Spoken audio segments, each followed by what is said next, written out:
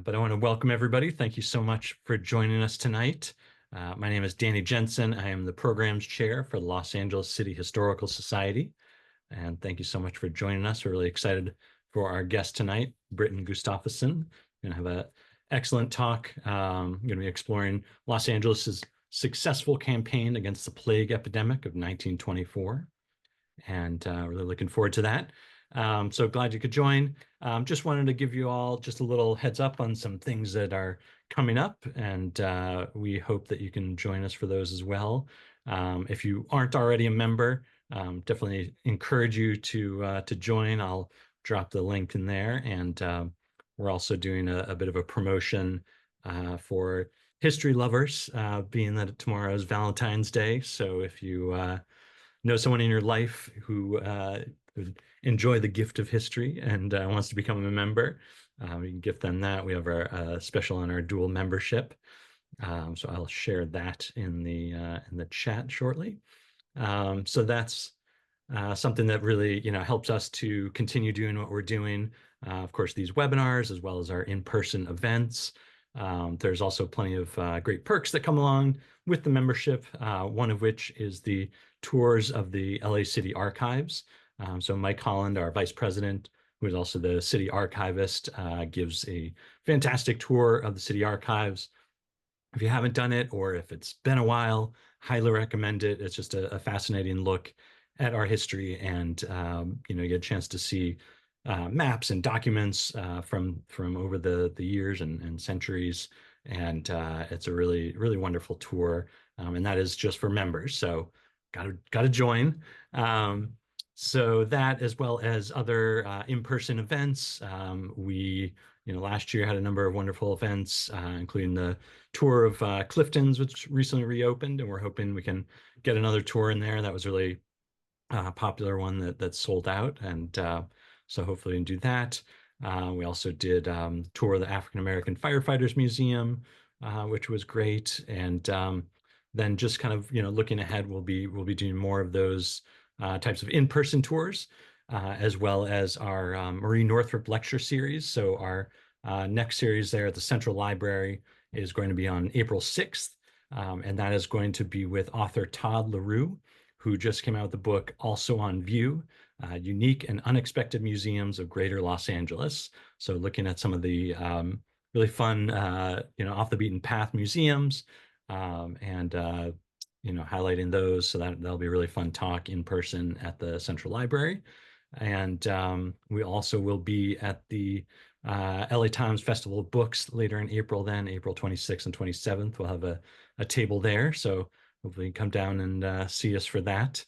And then we also have a number of webinars on the horizon. And so, keep tabs on our website. And, if you're not already on the mailing list, we encourage you to join. And we'll have a lot of great things coming up for the year. So with that, I want to thank you all again for joining. And I want to hand it over to Britton here, who's going to be sharing some fascinating knowledge with us. Great, thank you. My name is Britton Gustafson. I'm a second-year history PhD student at UCLA, and I actually am a student in African history, and that is my primary focus, with my research focus being centered on East Africa and disease. And I've done work on Samoa, Egypt, India, Kenya, Zanzibar, and obviously Los Angeles. And my disease research can scope any part of the globe. And how I got to Los Angeles to focus on was last summer, I was awarded a grant scholarship from UCLA for pre-candidate graduate students to do a summer research project. And at the time, I wasn't ready to go abroad yet to study something African related. So I said, okay, well, what's going on? What is the history of epidemics and outbreaks in Los Angeles? And from that, I found, oh, wow, this coming fall will be the 100th anniversary of the final urban plague outbreak in the United States. And I looked into it. There had been very little written on it. And I went to the archives downtown and what UCLA had, and found some really interesting conclusions and events that occurred. And from that, I will Start. Crisis averted. Los Angeles successful campaign against the plague epidemic of 1924. Unfortunately, little scholarship has been produced on the Los Angeles pneumonic plague epidemic of 1924. The epidemic's title, as the last major plague outbreak in the United States, leads to its mention in many surveys on the history of plague outbreaks. Arthur J. Visseltier's 1974 journal article remains the only article dedicated to the epidemic. The article provides a timeline of the outbreak and measures taken by the health officials to prevent a worse outbreak. Later scholarship would center the race dimension of the public health response to the plague epidemic. Two books by historians include a chapter on the epidemic. However, no professional historian has dedicated an entire book to the outbreak. The scant attention from scholars on the outbreak may be attributed to its minimal mortality rate. Often in the history of epidemics and pandemics, those of which cause mass suffering and deaths get the most attention from historians. However, it is from success stories such as the 1924 plague outbreak in Los Angeles that we can learn much from. Now, before discussing the city's 1924 epidemic, we must step back and look at the wider picture and significant outbreaks that occurred before it. Each would inform how Los Angeles responded to the outbreak. The Los Angeles pneumonic plague epidemic of 1924 must be understood not just as a part of US, Californian, or Angelino history, but as part of a more global disease history. The outbreak is one of many plague outbreaks in the wider Third Plague Pandemic. The Third Plague Pandemic began in 1855 in Yunnan, China. By 1894, it had reached the major port of Hong Kong. Through maritime trade, plague-infected rats and Chinese laborers brought the disease to ports across the Pacific Ocean. A major outbreak in Bombay from 1896 to 1898 similarly brought plague, infected rats, and Indian laborers across the Indian Ocean. By 1900, plague had reached ports on every continent except Antarctica. The development of biomedical knowledge on plague is a key characteristic of the Third Plague Pandemic. In Hong Kong in 1894, Alexander Yersin discovered the bacillus known as Yersinia pestis. In Karachi in 1898, Paul Louis Simond discovered the brown rat as the primary host and the rat flea as the vector of the disease. Millions died during the pandemic, which was considered active until 1960, when worldwide cases dropped below 200 a year. In total, around 10 million people died in India, 2 million in China, and up to 3 million elsewhere. Now, plague first reached the United States in the newly acquired territory of Hawaii. From 1899 to 1900, a plague epidemic occurred in Honolulu, the gateway and main port of the Hawaiian archipelago. Honolulu's Chinatown served as the epicenter of the epidemic. President Sanford B. Dole gave full power to the Board of Health to stop the outbreak by any means necessary. This unilateral power led the Board of Health to order the burning of Chinatown. The burning got out of control due to winds and burned the entire neighborhood for 17 days, leading to thousands losing their homes. The residents of Chinatown had no real power or means of preventing their burning of their homes. Hawaii had recently come under the leadership of a group of Euro-American capitalists. Thus, the threat of plague on stopping the flow of trade led to a swift and strict public health response. Hawaii's status as a territory and its government's complete infiltration by business interests resulted in a more autocratic response to the arrival of plague. Now, plague reached the continental United States with the San Francisco epidemic of 1900 to 1904. Again, the epicenter was the city's Chinatown. The victims were primarily Chinese immigrants. Public health officials blamed the Chinese for poor hygiene and living conditions. Business interests led Governor Gage and the newspapers to deny the plague. Public health authorities still enacted quarantine measures and the spraying of public transportation. Public health officials wanted to burn Chinatown like in Honolulu. However, indirect rule in Chinatown through civic groups and leaders within the community prevented the burning of the neighborhood. Local leaders acquired legal help to end the quarantine, as well as a federal judge to order the city to not burn down the district. Both outbreaks reflect the racialization of medicine, as plague was conceptualized as an Oriental disease. Across the world, plague outbreaks in major ports such as Honolulu or San Francisco often saw Asians used as racial scapegoats. However, the San Francisco plague epidemic of 1907 to 1908 reflects a shift in biomedical understanding of the disease. The victims of the epidemic were primarily whites. Now, plague could no longer be conceptualized as an Oriental disease. Public health authorities relied on effective public health measures to successfully combat the outbreak. In August of 1919, 14 cases of pneumonic plague occurred in Oakland. This served as the first pneumonic plague epidemic in the United States with only one survivor. Squirrels served as the origin of this epidemic. The plague outbreaks in Honolulu and San Francisco would serve as lessons for public health officials in Los Angeles. You can see here with this map of plague in the state of California for the first quarter century of the 20th century that most plague cases are actually concentrated within the Bay Area, with a significant amount of the cases occurring in the early years of the first decade, with scant cases occurring later in Southern California. Now, just a few years prior to the city's outbreak of plague, Los Angeles experienced an influenza epidemic as part of the wider Spanish influenza pandemic. The rapid spread of influenza across the world can be attributed to the movement of troops returning from the First World War. In September of 1918, a training ship for naval officers arrived in Los Angeles harbor, bringing with it Spanish influenza. In addition, tourists from the east brought the disease. On September 22nd, cases were first reported with a meeting by the State Board of Health on the 27th declaring the disease reportable. By October, the city had formed committees composed of both medical and business leaders to coordinate efforts against the outbreak. In the annual Department of Health report, it states how the health department was ill prepared to take on any extra work, much less the control of such a severe and rapid epidemic, on account of the limited help in consequence of retrenchment in the health department, meaning a cutting of funds. However, once the outbreak began, a rapid and robust public health response greatly limited the devastation caused by Spanish influenza. The city council readily appropriated money to carry out the campaign. An emergency hospital as well as a quarantine hospital were open to accommodate the sick. The rigid enforcement of quarantine defined the public health response to the influenza epidemic. Quarantine inspectors and police enforced the orders to close all areas of public gathering. However, areas primarily occupied by foreigners, such as Mexicans, challenged the enforcement of quarantine regulations. For instance, crowds gathering for funerals or parades attended by the whole neighborhood. Through the city ordinance passed for strict quarantine of influenza and pneumonia, funding allowed for a force of around 350 inspectors, 200 of which had served in the First World War.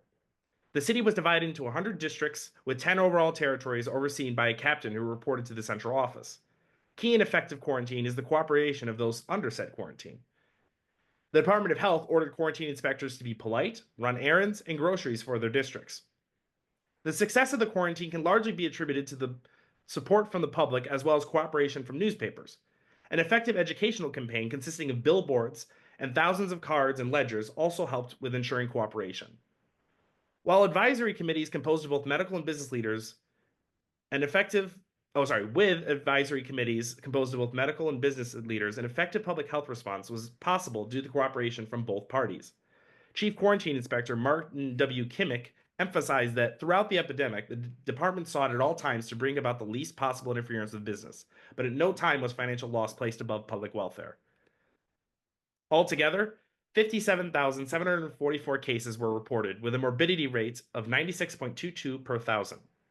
Influenza was not the only disease with abnormal rates in 1918 and 1919, as pneumonia also served as a considerable disease burden in the city. Together with influenza, they served as the first, second, or contributory cause of 3,482 deaths from September 1st of 1918 to May 30th of 1919, which that period encompasses a third epidemic, which followed a return to normal conditions. The resounding success of the Department of Health's campaign against Spanish influenza can be attributed to multiple factors. An organized and enforced quarantine, cooperation from business leaders and the public, as well as proper funding allowed for the influenza epidemic in Los Angeles to be considerably milder than other U.S. cities. Kimmick believed that, quote, in the future, should we be confronted by the same problems, I think we will have profited by the experience gained in this recent ordeal. Another report exclaims, no doubt the prompt taken and the support given by the public saved us from a severe epidemic, for many other cities did not escape more severe epidemics. The epidemic of the fall of 1918 to winter of 1919 would not be the last wave of influenza the city experienced. In response to the resurgence of influenza in 1920, the city council was called on for funds and authority to employ clerks and quarantine inspectors, which were readily granted, and rules and regulations of quarantine were enforced. Physicians and, as a rule, laymen rendered strong support, and the disease was checked and finally controlled. A strong culture of trust and cooperation between the public, government, and public health officials had developed as a result of influenza epidemics. This is key to the success in a few years following with the plague epidemic. A major public health crisis had been dealt with a robust campaign which saw players at all levels of Angelino society working together. This level of cooperation and trust would again be put to the test with the eruption of plague in the fall of 1924. The Macy Street District, or Sonora Town, a Mexican neighborhood near City Hall, would experience a highly virulent pneumonic plague outbreak from October to November of 1924. The outbreak led to 31 cases and 29 deaths from pneumonic plague, as well as 6 cases and 4 deaths from bubonic plague. Although a minor outbreak, especially for a major city, the epidemic offers key lessons for an effective public health campaign. The route to which plague reached Los Angeles remains unknown. Possible routes include plague-infected ground squirrels migrating from northern California, or by rail or vessel in cargo of grain or hay from an infected country. Plague-infected rats may have been imported by foreign or coastal vessels, leaving plague-infected ports.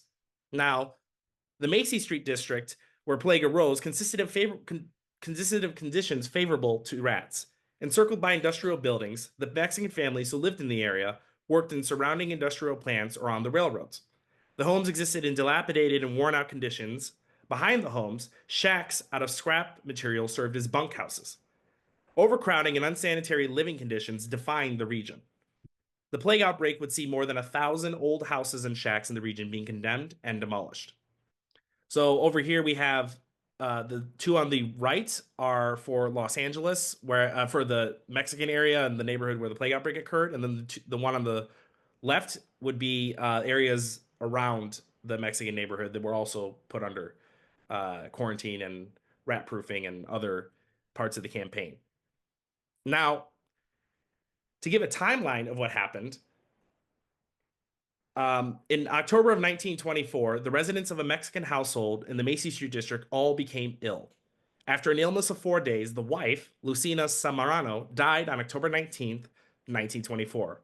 Her death did not initially cause concern among medical authorities. By the 28th, 18 patients, all relatives and friends of Lucina Saramano, were admitted to the hospital. All died from an illness averaging 4 days. On the 31st, health officials finally diagnosed the disease as pneumonic plague. After November 1st, diagnoses of pneumonic plague were confirmed by pathological and bacteriological findings, as well as animal inoculation. This map over here, this chart over here, shows Lucina Saramano is the little one in the left, and then this is her nurse and her husband, and then you can see from the husband connection and her that all of these cases, this whole line is all connected. They're all from one event. I believe it was a funeral was going on, and that's what this large congregation of people allowed the disease to spread out of control and really inflict everyone connected to the Samarano household.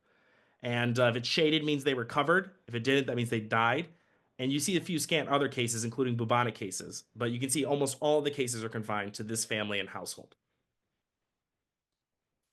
Now, following the diagnosis, the Los Angeles City Health Department quarantined the Mexican neighborhood consisting of 8 city blocks and around 1,000 Mexicans. The Los Angeles County Health Department implemented similar quarantine in the other districts the disease appeared in. For the Mexican quarter, the Los Angeles City Police Department supplied a squad of 75 officers to patrol the borders of the quarantine area. The health department also provided special guards to homes where known cases occurred and contacts lived. The widespread cooperation of the Mexican public with health authorities made the enforcement of rigid quarantine effective. Health authorities noted that Mexicans did not hide their sick or dead and were prompt in securing medical aid.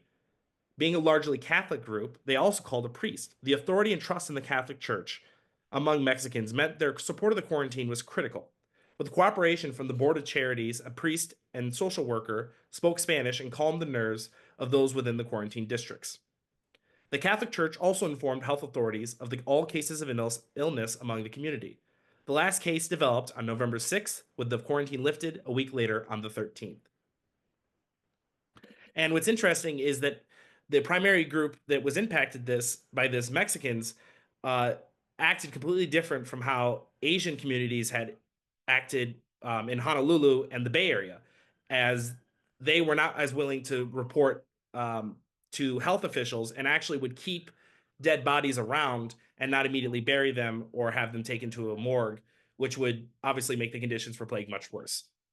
So that was a major factor into why it was much less significant than in the Bay Area, was the primary group it impacted. For news coverage of the outbreak, many different reactions emerged to the crisis. For instance, it was not until after the epidemic had run its course that Los Angeles newspapers referred to the disease properly as pneumonic plague. Both the Washington Post and New York Times quickly headlined that plague had broken out in Los Angeles. In addition, most major California newspapers reported on the epidemic, demonstrating the news blackout as confined to Los Angeles. In Oakland, the State Board of Health even spoke about the epidemic as part of their weekly radio show. The Public Health Service needed a favorable press to maintain its image as the protector of national health. In addition, a favorable image leads to favorable outcomes at annual budget sessions by Congress. So here's a picture of one of their children, Raul Samorano, who unfortunately lost both of his parents and the note is the only child to have recovered from an attack of pneumonic plague at the time. And then over here is 742 Clara Street, which is the house of the Samoranos. You can see the house in the front and then the backyard shack for sleeping quarters. So this is ground zero where the plague had emerged.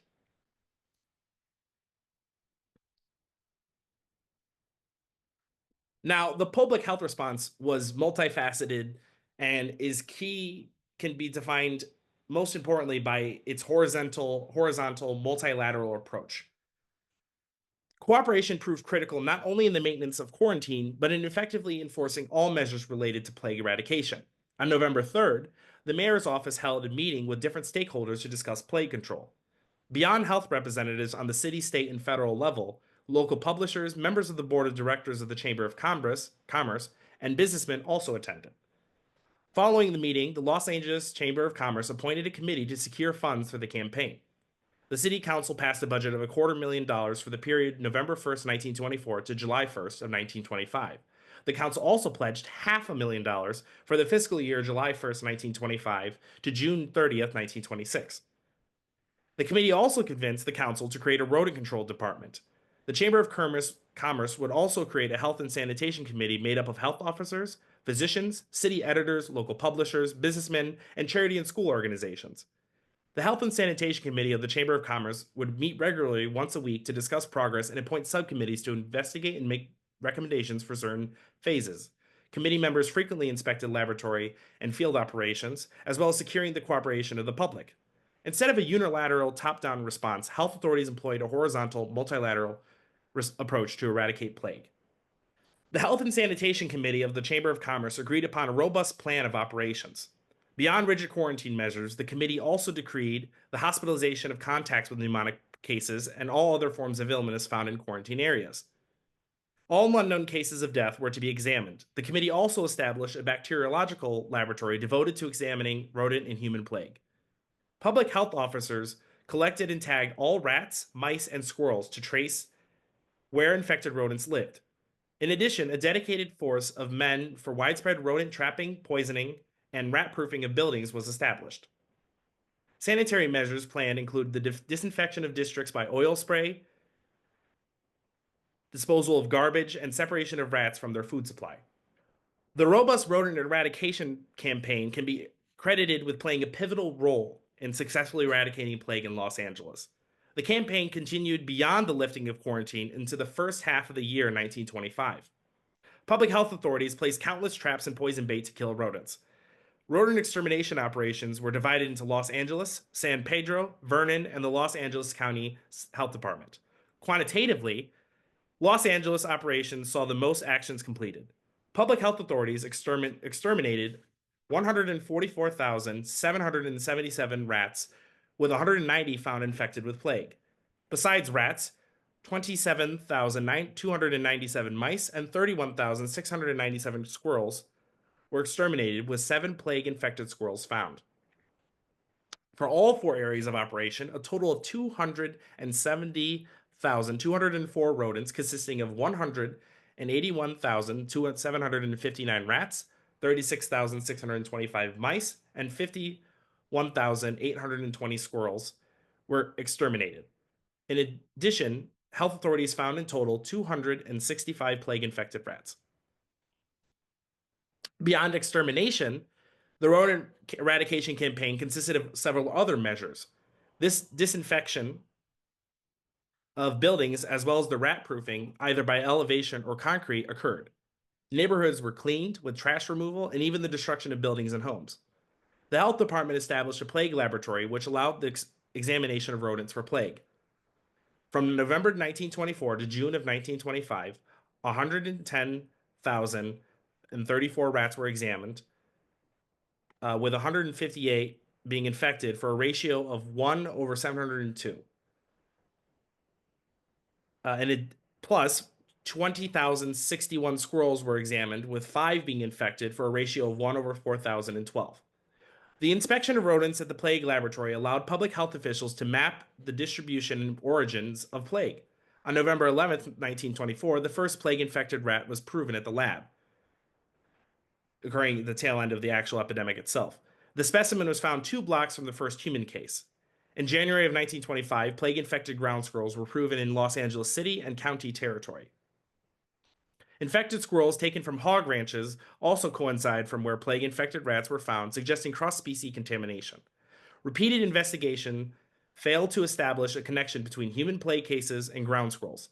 Plague-infected squirrels were found in remote areas from human cases, whereas plague-infected rats had been found near all the addresses of human plague save for one.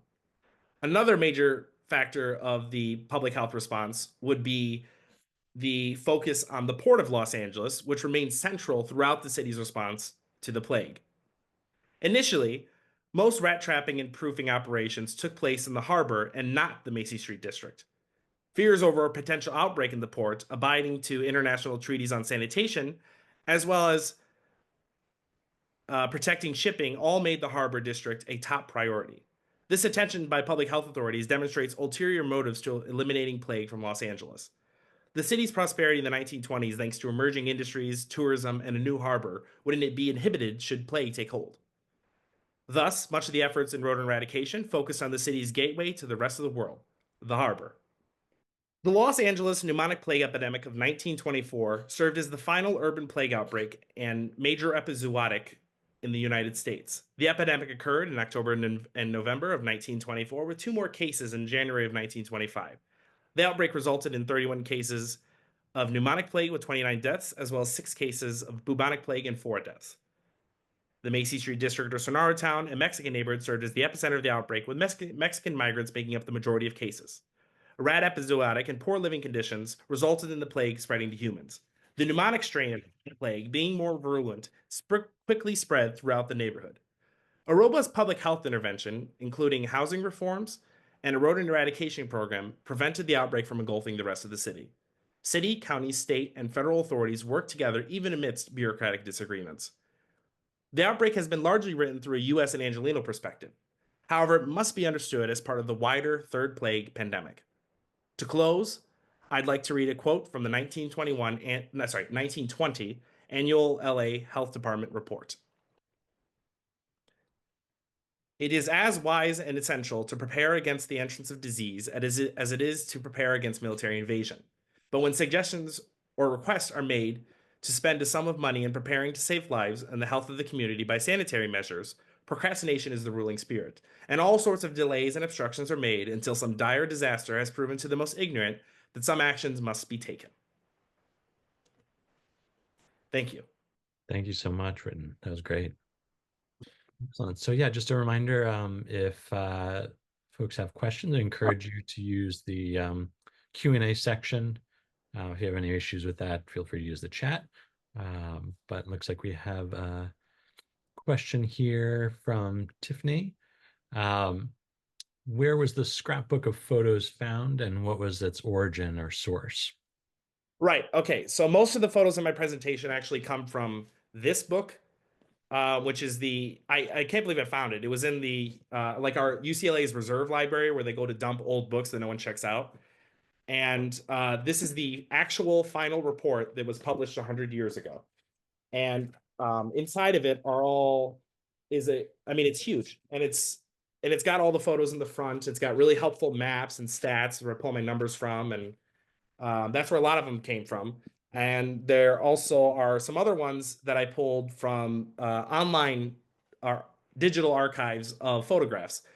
I can put the links in the chat to them. There's 2 of them, and they each have hundreds of photos. Most of them are just buildings without any context, so they're not really helpful or cool to look at. But there may be pictures of people spraying stuff and board of members that aren't, or people that aren't labeled, and Yeah, so that's where I found all the images. And I was actually in a class, and some kid got from the libraries, he heard what my topic was about, and actually gave me some loose papers he had found, including a smaller version of that chart I had a picture of, which is really cool. Which, I mean, they're the names of everyone and their relation to the Samurano family. So that's where I got my pictures from. Incredible. What a find.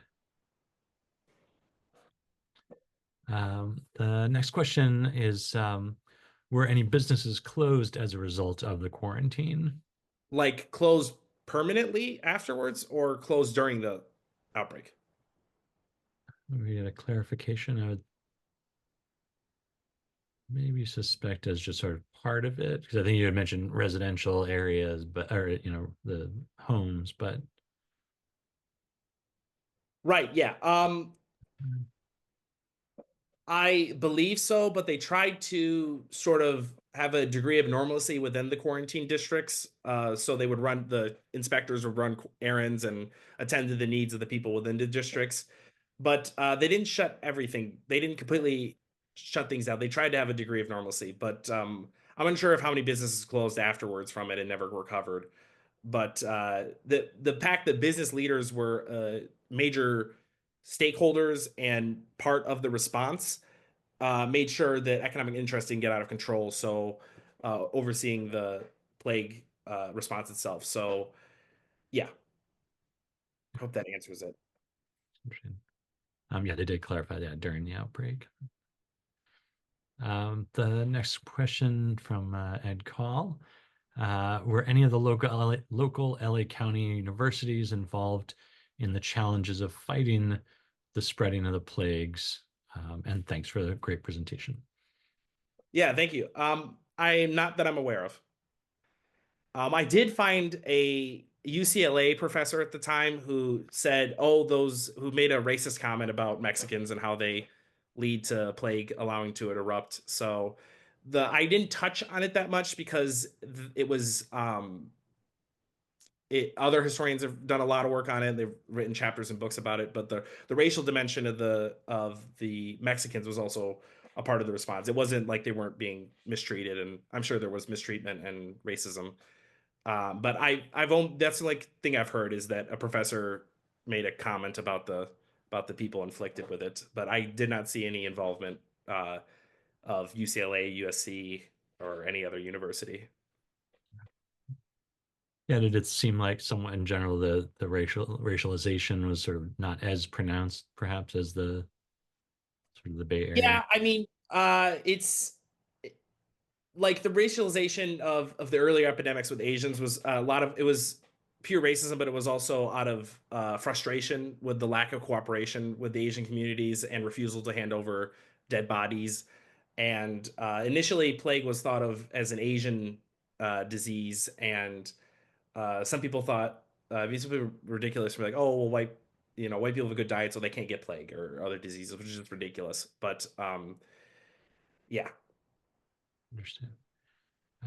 Oh, just a side note, Elise Johnson was asking if she missed the beginning, if it'll be recording.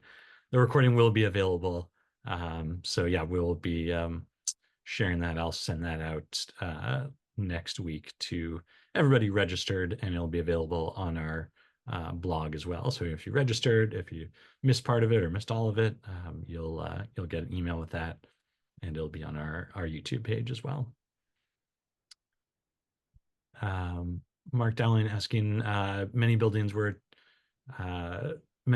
torn down and Chinatown was moved, correct? Los Angeles' Chinatown, I don't think was moved.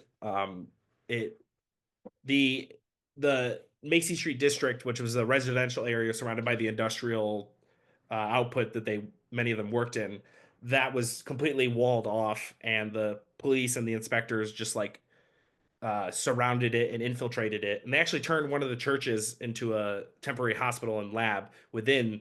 It was not the Catholic Church; it was another church, and sort of operated within that. I'm not sure about the. I don't think the LA Chinatown Japantown was not touched.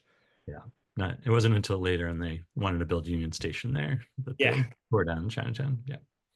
Um, could you describe a general description of the two types of plagues? Plagues. Yes, I should have gone over that. I always do when I talk about a disease, but I must have forgot with this. So pneumonic plague and bubonic plague. Bubonic plague is the more common form. That's the plague that was during the Black Death, and most cases historically are bubonic plague. Bubonic plague is defined by buboes, which are the dark black discoloration and bumps that form on the skin, with the large bumps being the buboes, and lacerations, and it's very visible in the skin. The fingers may turn black, and I think it causes dehydration towards the end. And and it's spread through touch and like rodents and like contact. Whereas pneumonic plague, which is more virulent, meaning it spreads much faster, is spread through respiratory. And that it can spread really quickly, and it also has high mortality rate, but that's what defines it. It's a respiratory form of plague. Thank you. Um, let's see, a couple of questions here. From Pebla, fellow board members, uh, wasn't the first house where the plague was detected burned down by officials? I'm not sure on that. They did not say. Um, I would assume the shack in the back was destroyed because yeah, it's informal housing. Uh, right. Whereas the house itself may have been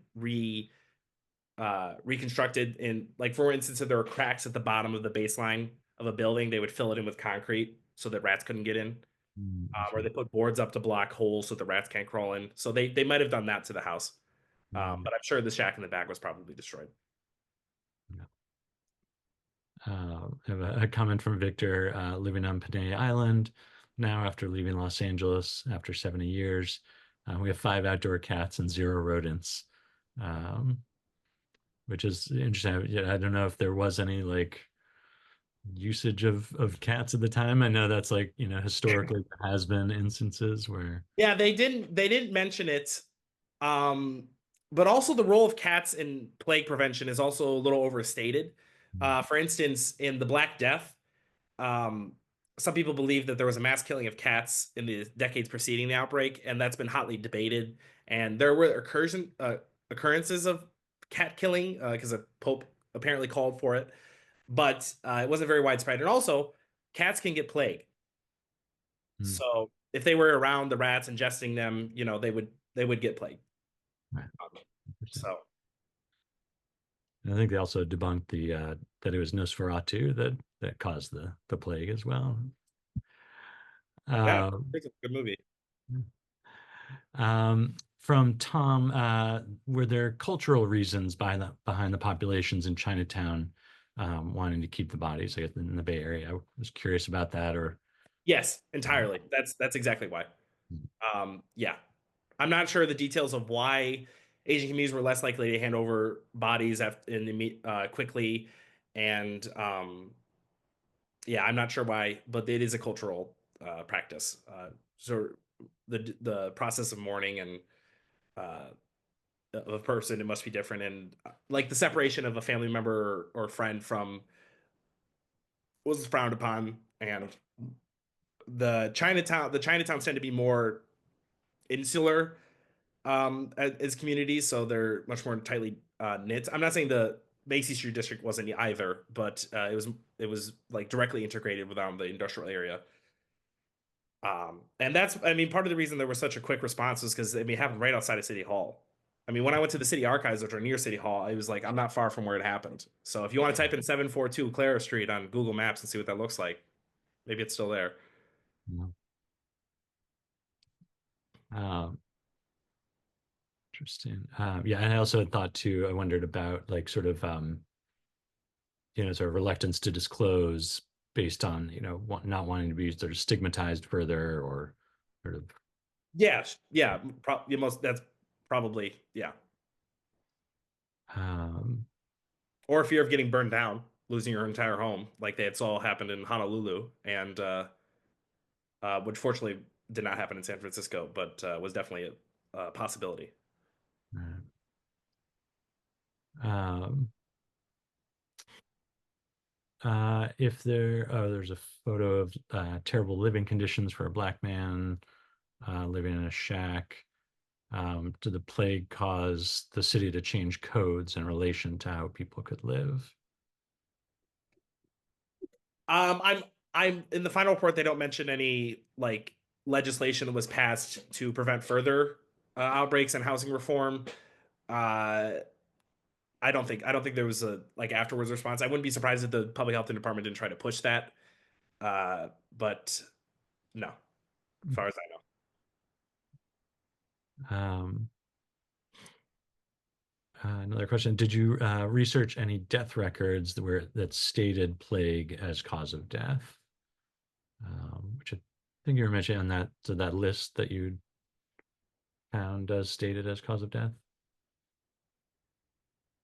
Like whether it was pneumonic or bubonic, and Yeah, they just yeah, so have, the medical reports will they gave like direct numbers how like over time of how many cases were brought. Like the majority of cases were in October, and like I think it was like 28-ish cases in October, 8 in November, and then the two that straddle in January of 1925. Uh, I'm a little confused by the question on the plague. yeah, I'm not sure if it's maybe just like directly attributing it to plague Yes, so and not other they comorbidity. they con- they confirmed that they would bring it. They would bring all dead bodies in the quarantine areas, regardless of how they died, to the hospital, and they would be examined, or the laboratory. They'd be examined, and it would be determined the cause of death. And they did that with hundreds and hundreds of bodies, and that's how they determined whether it was plague that had caused the death or something else. So there was widespread examinations of cadavers and confirmation of whether or not it was plague or not, just like they had done with rodents. Right. Yeah. So Right. that's how they would make sure that the death was from plague. Because a lot of time with these diseases and reports that I've seen from other parts of the world, you got to be really careful with how they classify a disease, because it could always be something else that they're not understanding, or they call it something different, or it could be multiple at once. So Mm, it's reassuring that they made sure to confirm that in a laboratory. yeah.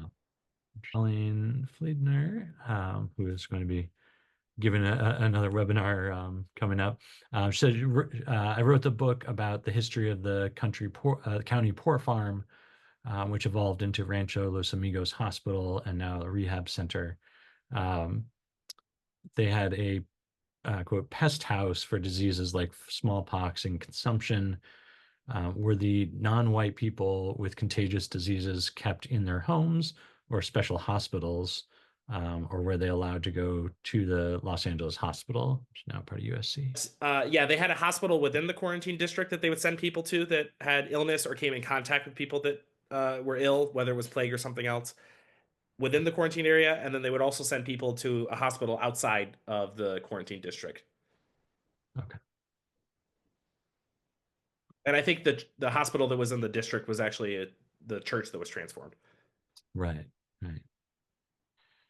Um, so looking to see if there's any other ones. I just had a couple myself. Did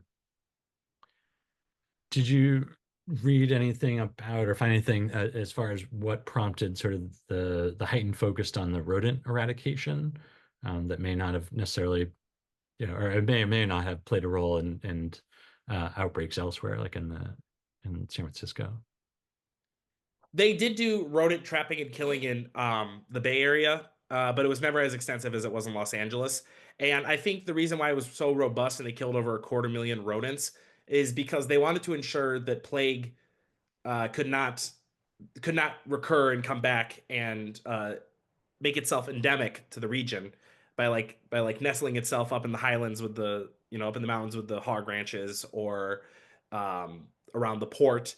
So the reason the city was so like clamped down on rodents is because they're the host of plague, and if you get rid of them, then you could prevent them from being around to humans. So they were very forward looking and very preventative. I mean, the fact that they planned this all the way into the first half of 1925 shows you they wanted to be as thorough as possible, um, to prevent another outbreak occurring. And that's why they took a total, practically scorched earth scope of just killing every rodent they came across. Well, thank you. Um, and just looking like sort of, did you encounter any sort of commentary as far as like after the sort of the containment, as far as like how the response in LA helped to sort of limit future outbreaks? Were there sort of attributions to say, oh, well, this was done here, or whether it was just the different approaches they took, that might have influenced future. Like Um, after the outbreak, whether or not they gave credit to the actions taken in the epidemic. yeah, Yeah, so yeah, I actually looked at the annual reports, the one I quoted from 1920, but I looked at the annual report of Department of Health of the City of Los Angeles for the years 1918, 19, all the way up until 1926 to look at those further years to see if they gave credit, sort of how they did with Spanish flu, to saying, "Oh, thank goodness we did such a good job, and it was because of this." Um, no, I didn't see any direct credit to the people from the 1924 epidemic. At least I don't think I remember seeing any direct crediting. right. Interesting. Yeah.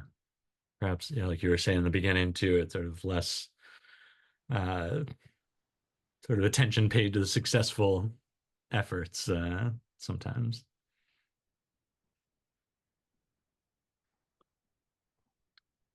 Um, just double check, see if there are any other questions, but I think that might be it, unless anyone else has anything else.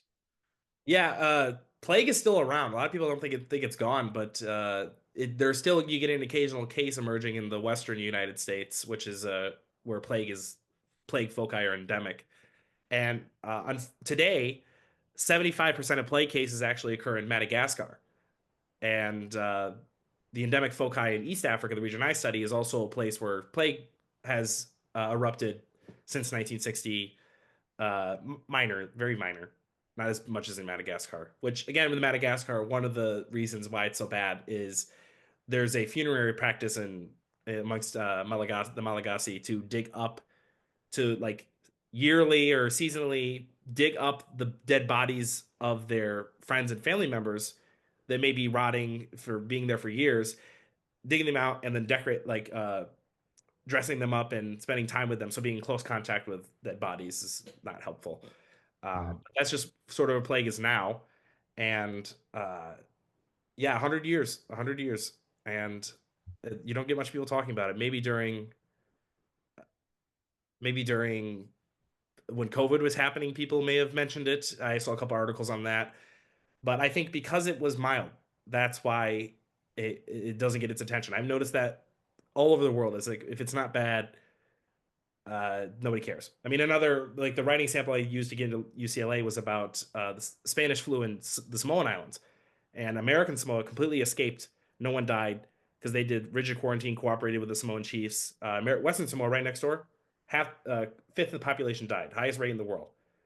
That's Mm. also nobody. I mean, people have studied it, but it's not been studied and given the credit and success that it was, because people just don't care about the success stories. So, or Poland during the Black Death, that's another famous example of a success. But yeah, so it's always good to look back and see what they did right. I think I saw a question: how is plague treated today? Yeah. Yeah, so a lot of the same practices that they used back then, they still use. Because the third plague pandemic is when you get the development of modern medicine and the treatments that work. Um, so a lot of the ways it is, you can, the mortality rate is still pretty high.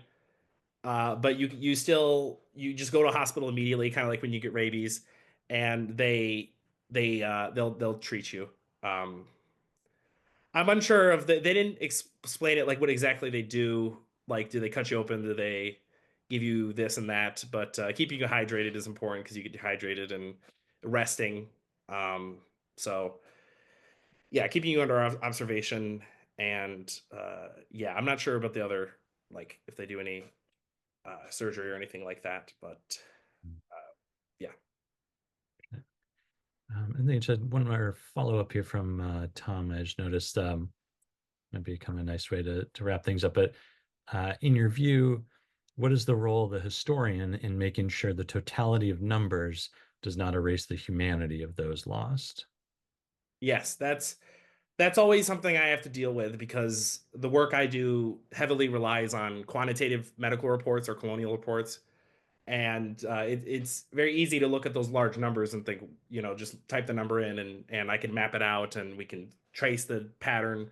But, I always have to remember that they're people, right? So I tried to, the photograph of the son of the Samaranos, and to show you where it occurred and the people that were involved with it. And any sort of um, statement or recollection from people that have experienced an outbreak are important to look for. But again, it gets tricky depending on where you study and how far back you go. Because I never saw a source from a Mexican resident about how they experienced the plague or anything. But with the colonial medical reports, it's very abstract, very scientific. Doesn't really care about the people, but trying to look for that kind of stuff and including their experiences and their responses. Not just looking at the top down how they went about dealing with it, but looking at how the communities themselves interacted with it and their resilience during that crisis. So it's hard to find, maybe sometimes hard to find the voice of those impacted, but it's something that is critical as a historian. So something I wrangle with all the time. So Yeah. I'll get. Well, yeah, I think you did a fantastic job in communicating that all with us and painting that picture, giving more context to it. I think that was great. Oh yeah, I can. Uh, actually, yeah, never mind. I'm good. Sorry. But if you look Uh, up LA Plague Epidemic 1924, those two digital archives of the photos, so if people want to look at it, they'll just pop up on the first page. So if you're okay. interested, and you can find Visseltier's article up there as well. So yeah, there's stuff available on it. But thanks, thanks for inviting me, and thank you so much. Yeah, absolutely. And I know you mentioned, I don't know if there's anything sort of what's next for you, and you're looking for uh, hopefully publishing Yeah, the. so actually, the journal that Visseltier published in actually reached out to me wanting me to submit something. So that's exciting. So I'm revising the draft of my article for that and submitting that soon. And then I will be pivoting towards Africa, towards East Africa. And I'm planning to visit the UK this summer for a few weeks to do a reconnaissance trip, trying to find that gold piece of gold that I can dig into and find that I can build into a dissertation topic. And then from there, I'll do tons of reading of every work that's been done by historians relating to East Africa and disease and trying to find a gap that I can fill or spin a new take on it. And I'm looking to focus right now mainly on probably Tanganyika, which was the colony of is mainland Tanzania nowadays, but I may do more of a regional focus. So shifting to Africa and then eventually going to Africa and digging up and in Europe because they keep a lot of stuff there and digging into that and preparing for my dissertation and maybe producing a couple other articles along the way about related topics. Like I have one on a draft on Zanzibar during the 1905 plague outbreak and how they had a very mild one considering they were a hub of trade in the Indian Ocean and they had a quarantine island. Uh, Wow. yeah, so pivoting to Africa. Yeah, That's what I'd say, and trying to find something that I can do my dissertation on. sounds great. Well, we wish you all the best with it. And thank you so much for joining us and sharing this with us. And definitely keep us posted. Let us know, when it's published there. We can share that, and that would be great. Yep. Thank you so much. Yeah, excellent.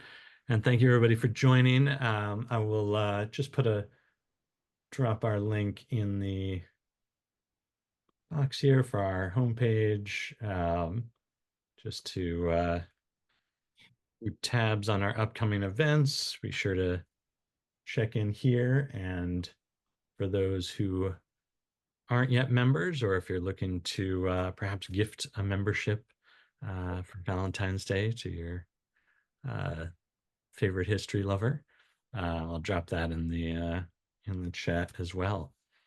But otherwise, Britton, thank you so much, and thank you, everyone, for joining us tonight.